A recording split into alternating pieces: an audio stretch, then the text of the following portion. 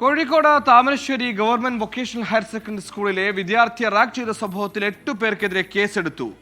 റാഗിങ്ങിനിരയായ ശുഹൈബ് ചികിത്സയിൽ തുടരുകയാണ്. ഷർട്ടിന്റെ ബട്ടൺ ഇടുന്നില്ല എന്ന കാരണം പറഞ്ഞായിരുന്നു സീനിയർ വിദ്യാർത്ഥികളുടെ ക്രൂരമർദ്ദനം.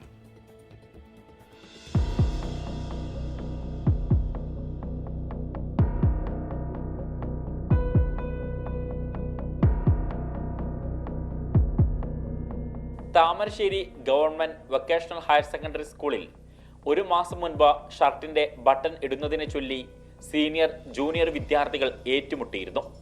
ഇതിന്റെ തുടർച്ചയാണ് പുതിയ സംഭവങ്ങൾ. സീനിയർ വിദ്യാർത്ഥികളായ യാസിർ മുഹമ്മദ്, ഷാനിൽ, അഭിനാഥ്, അഭിഷേക് എന്നിവർ ഉൾപ്പെടെയുള്ള 8 പേർക്കെതിരെയാണ് പോലീസ് കേസെടുത്തത്. പ്ലസ് ടുവിലുള്ള സീനിയേഴ്സ് ആയിട്ടുള്ള പ്രശ്നത്തിന്റെ ബാക്കി എന്നോണാണ് ഇതുണ്ടായത്.